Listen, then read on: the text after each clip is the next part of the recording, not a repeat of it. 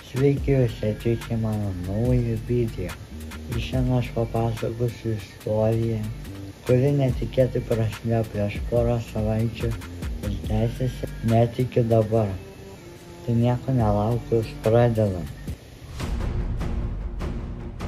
Tai prieš porą savaičių buvo penktadienis, tiksliau gegužės 16 diena. Ėjo gana nuobodžios pamokos pirmosios. Ir penktoji pamoka yra kūno kultūra. Ta diena ji buvo man mėgstamiausia pamoka, nes ji yra veiksmo ir taip man įdomu ten būti ir be abejo sportuoti. Ir mes kaip eilinę kūno kultūros pamoką su dauguma klasiokų berniukų draugų išėjome į lauką, į gardelį tą vadinamą, žaisti futbolą. Žaidėmės futbolą, viskas buvo gana gerai. Viskas buvo įprastai, nieko neskaudėjo, kažkokių neįprastų dalykų. Iki tada, kai nutiko tai. Ir dabar įsivaizduokite kartelį ir man tiesiog žaidokį man perdavė kamuolį ir aš tiesiog kitos vartus bandžiau įmušti su dešine koja ir tiesiog spyriau į vartus ir tuo metu, kai įvyko spyris, mano kojai tiesiog kažkas atsitiko.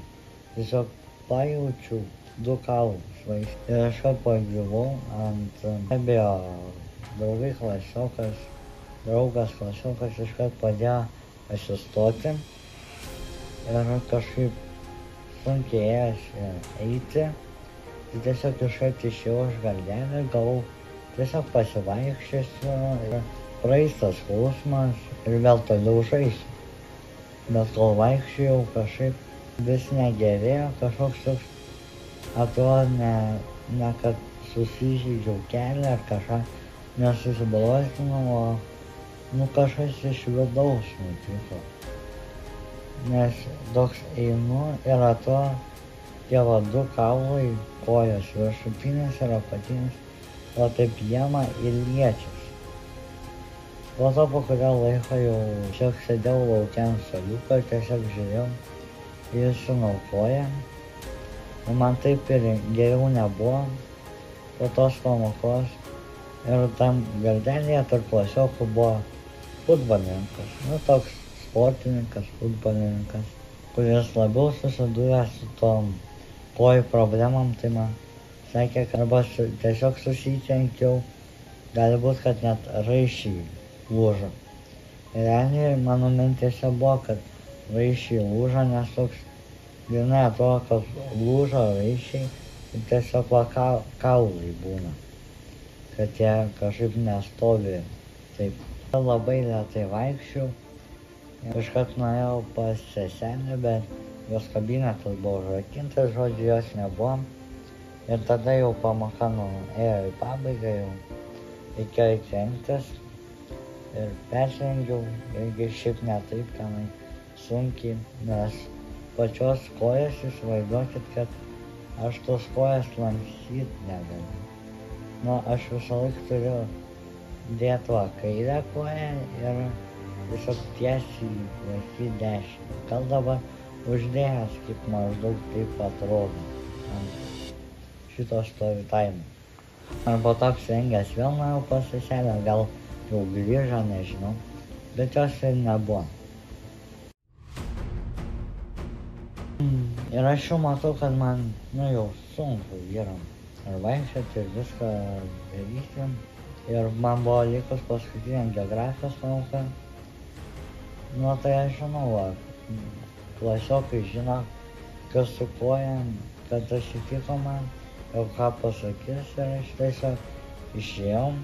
Ir kadangi aš gyvenu pas močiutę ir aš būnu penktadieniais, jeigu, būna kartais autobusu grįžtu, bet dabar būna dažnai nueinu pas močiutę, ten būna pavalgų, ir tada važiuoju su dviračiu.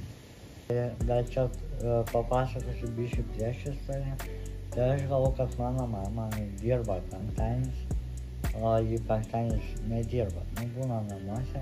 O mano tėtis lygiai prieš savaitę tą pačią dieną kažkas ten atsitiko su kūnu kažkurioje vietoje, kad akmenukai buvo.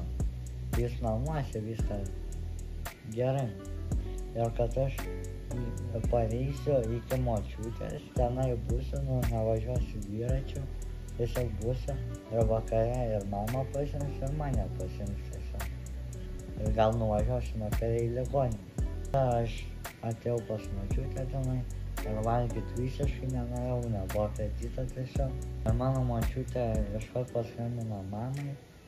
Tiesiog man susišvietė galvoje, kad aš galvoju, kad mano mama dirba ir kažkaip tėčio nenorėjau trukdyti, nes vis tiek vakare atvažiuos. Ir paskambino, jie abu greit atvažiavo, aš normaliai gal pailsėti nesugebėjau. Ir iškart važiavom į ligoninę, dar ten buvo gana sunku važiuoti.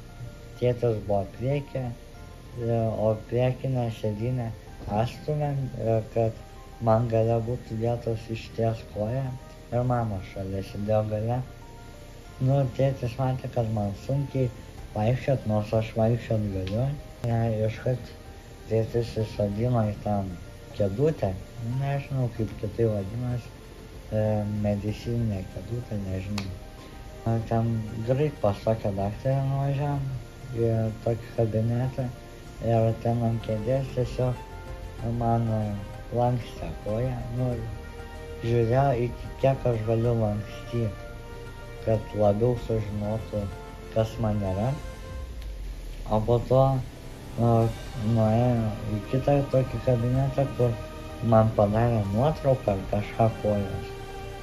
Su tokiu aparatu ir kad matyt, kas viduj.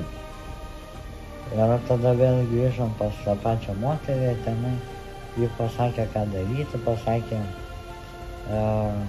kas nutiko, kas yra mano kojai, kokios yra sąlygos. Tai sąlygos buvo tokios. Pirma, tai tuo metu buvo penktadienis, tai penktadienį ir šeštadienį tik šaldyti koją reikia. Tada sekmadienį ir taip toliau dienomis, kas 2 valandas, 3 tepalo tepti ir bintuoti koją. Ir dar viena buvo taisyklė, ką aš išbandau, kad mažiausiai 2 savaitės negalėsiu sportuoti, o šiuo metu yra praėjusi jau šiek tiek daugiau nei savaitė. Galim sakyti, savaitę praėjo.